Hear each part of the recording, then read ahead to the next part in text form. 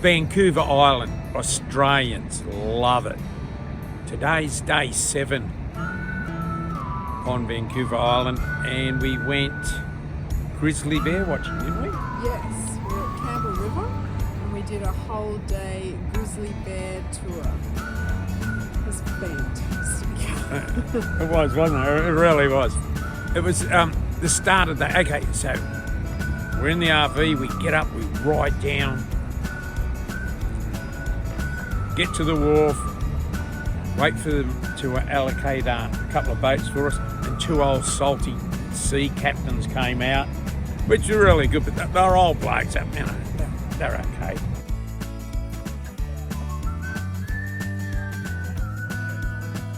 While we're waiting for the sea captains, get a bit of time to check out the wharf, and it's just a beautiful location. The boats coming in after a night out, it's just stunning.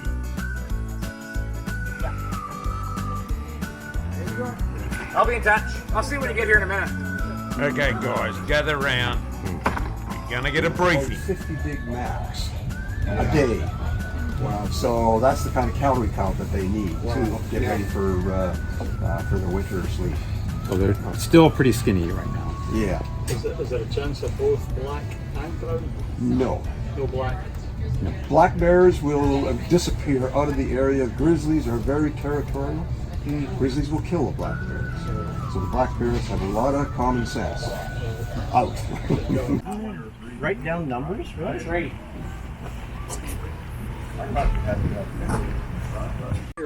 This is the area that we traverse in on the water. The covered boat, we don't go up in this area that much because our destination is up here. So this morning, Campbell River, we're going to depart here. We're going to go around Quadra Island. We're going to move our way up here. Peter may be here or this way. We separate here, work our way up, see if we can find any wildlife on the way up. And then we'll continue on through Whale Passage, up through Drew, Palm Channel, do a brief stop at Church House. This is Homalco First Nation property, traditional lands up in this area as well. Some history in here, quite a bit of history in here. And then we'll travel up Butte Inlet, up to the Orford Bay. Once we get into Butte Inlet... and they explain what we're going to do for the day. The only reason why you hear hesitation is on this tour we didn't have a naturalist. I'd always go with one with a naturalist because you learn more about the animals. Anyhow. Where you'd have to go to get there. So what we've done is we've used this as part of our carbon offsetting program. We're trying to minimize the amount of carbon dioxide we put into the atmosphere. As an ecotourism company, we're concerned about the apparent contradiction there as we're burning diesel and gasoline with our engines. But it's inevitable we're going to do that, and although we've gone to high efficiency engines, we've reduced our carbon footprint as much as we can, at least initially. But with Wilderness International, what they do is they look for sponsors for their land that they have purchased to offset the cost. And once they've offset the cost, then they go and looking for other land to protect. So they have purchased this land, and Campbell River Whale Watch has agreed over the next number of years to sponsor. It took us up to, Kathleen's going to have to take over now because there's a couple of hours of motoring up to, well, I think it's Butte River.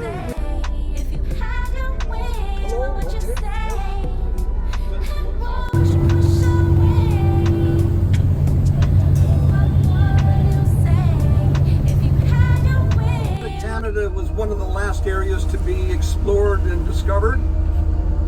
Captain Vancouver came into this area here in 1792.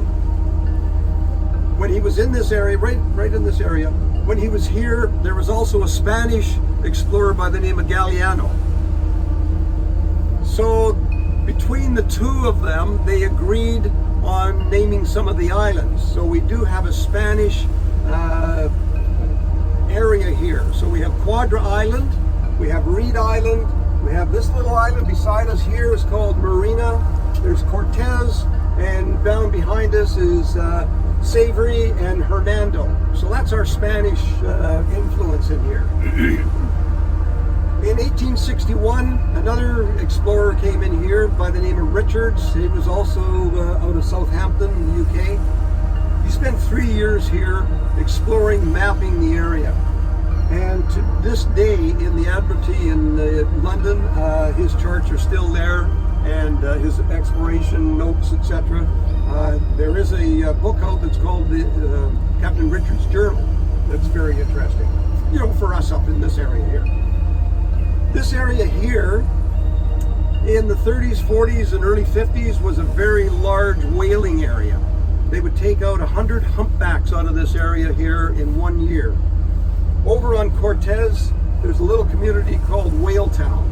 It got its name from the whalers taking their whales in for processing. Today it's a ferry stop for the ferry that comes across from Quadra over to Cortez, bringing local residents as well as summer holidayers over. So that's a little brief.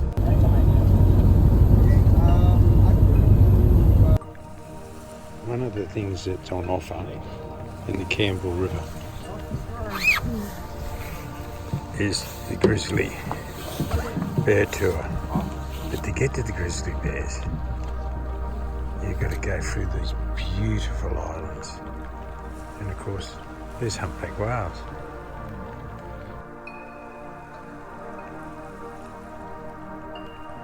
So a humpback whale. They are very large. In fact, they're the largest animal we have in our waters here. They're migratory. They go from here to Mexico in the wintertime, just like a lot of Canadians. However, they are coming back into our waters here and are really have come back in great numbers. Mentioned about Whaletown back there when I stopped, and the number of whales they took out of this area. Last year, we recorded and cataloged 86 humpback whales in our waters. They made a strong recovery, which is great.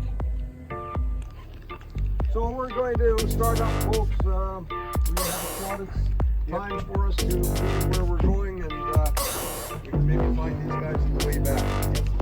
Okay. How beautiful is this Campbell River?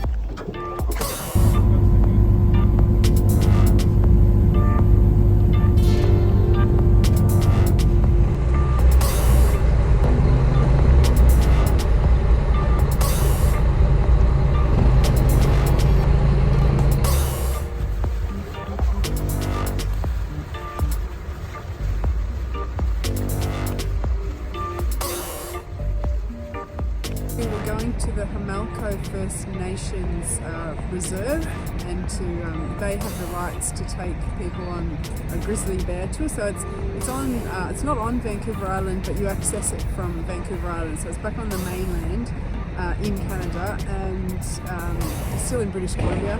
And the Homalco Nations sort of welcome you aboard onto their land. Hello to you all. It is great to see you. My name is Calvin, and I come from Oak, which is Church House, and I'm a Homalco person. And it is a good day to have you here, and thank you for traveling to Pipkinich, Orford Bay. Hello everybody, we're excited to have you. My name is Calvin, this is Ian. And if you were on Peter's boat, but helicopters knocked that down because of like helicopter tours or medevac and all this and that. It was at the front lawn actually, kind of a terrible place to have it, like right where the helicopters land. But we're having it over here. We're gonna put it by the welcome We're on the Orford River. We've just entered Homalco Nation land, and we're just being welcomed. We're going to see the grizzly bears.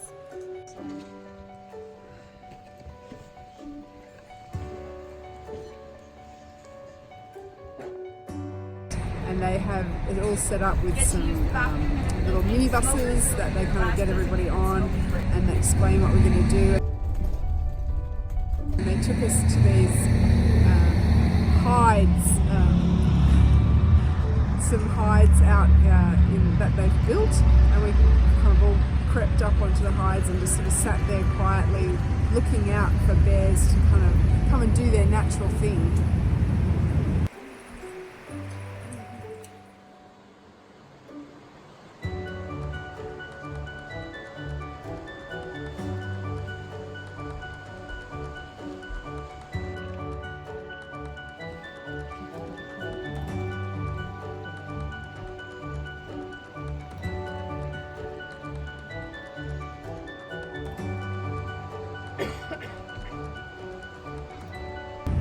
We did see some bears. What was the first bear that we saw?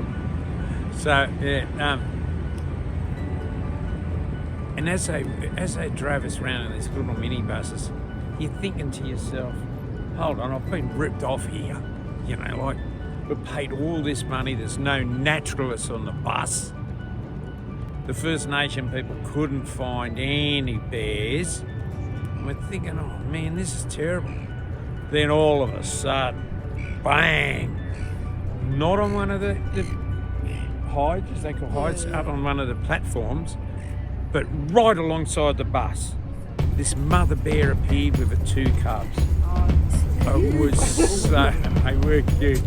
And they were just doing their thing, walking along the river, totally ignoring us. And that's what I say, Australians love it. We don't have bears, so the excitement, I mean, you're pushing through to the window, get out of the road, I want to take a photo. I mean, and everybody does that all the time. You try and be polite, but you know, it's only one chance you're going to get this photo, so move. So we did that, and we really got excited. Then we.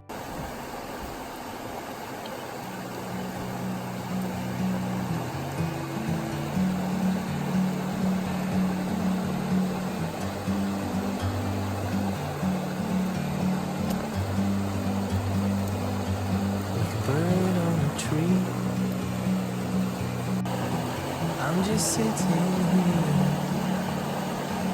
I got time. It's clear to see. From up here, the world seems small. We can sit together. It's so beautiful. You and me. Meant to be. Come back, and they hadn't fed us, and it was like 2 o'clock before they fed us, and so everybody was starving, worn out and hungry. So on the wharf, the 2 old sea captains cut up some sandwiches and some fruit. It wasn't bad, but it didn't matter what it was, because you were that excited and you were that hungry, you know. Would have eaten anything. You would have eaten anything, yeah. Well. No meat.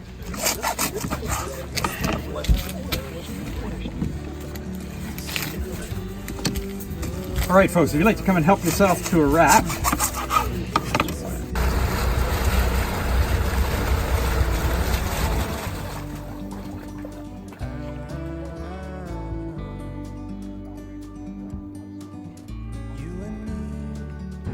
And then what happened after that, darling?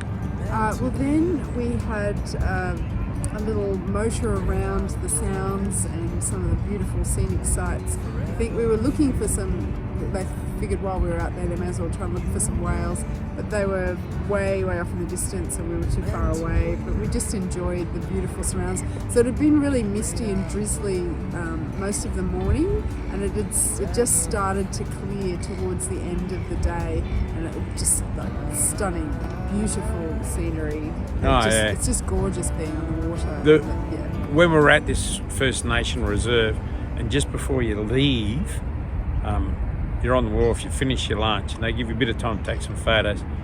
And the photos, it's just like this, how stunning the backdrop is here. The backdrop was just the sounds going up, mountains coming up on either side, and the mist rolling in across the water. It was like, you know, I wish I had one of those really expensive cameras. After lunch, we started motoring back to Campbell River, and it was just beautiful. I can't say anything but just beautiful.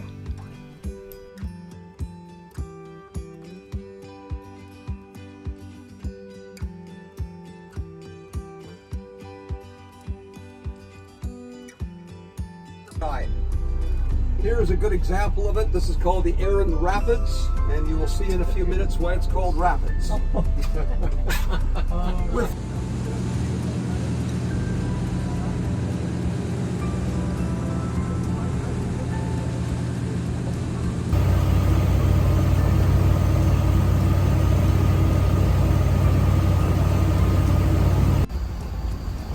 all the way back. There's wildlife, beautiful scenery. Here we seen some Doll's porpoises that followed the boat for about 10 minutes. Stunning.